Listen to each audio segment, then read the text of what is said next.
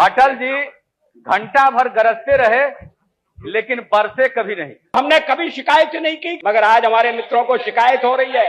अधूरी यात्रा उनकी अडवाणी जी की शुरू हुई बनारस से, तो हम जानना चाहेंगे वाजपेयी जी से या बाद में इनके जो भी वक्ता मिलेंगे कि ये मिसिंग लिंक कब पूरा होगा। समस्तीपुर से बनारस तक का जो मिसिंग लिंक है वो कब पूरा होगा, जहां इस देश के एक बहादुर लालू प्रसाद ने इनके रथ को पकड़ के रख दिया था। अब अटल जी से आग्रह की सुनने चले गए, हाथ खींच लिया, कपड़ा झाड़ लिया कि हमको उससे कोई मतलब नहीं। बिहार का एक आदमी उस मलबे में दब करके मरा है।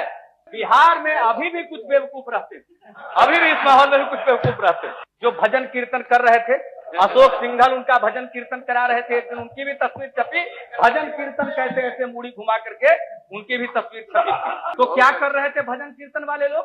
तो उस मंदिर को या मस्जिद को, उस ढांचे को गिराने का अपकर्म करने की इजाजत कौन सा भजन कीर्तन देता है?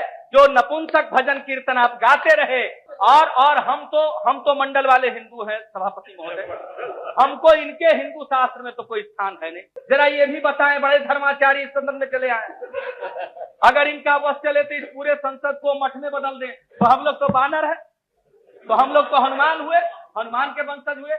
तो राम की पूजा पहले से चली आ रही थी हनुमान के माध्यम से, लेकिन जब से हम लोगों ने मंडल लाया तो इन्होंने सीधे राम की बात की।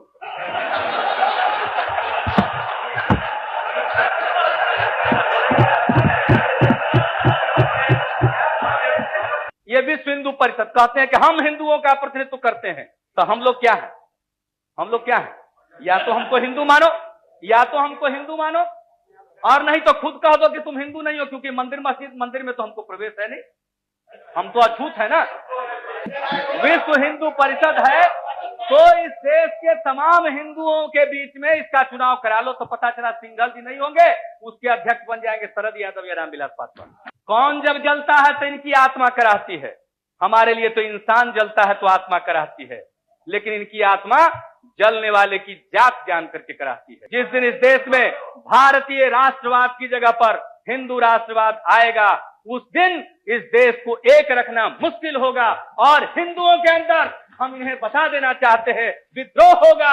हम इनके उस ऑर्डर को, मनुस्मृति के ऑर्डर को मानने को कतई तैयार नहीं है। ये अपने दिमाग में नोट कर ले।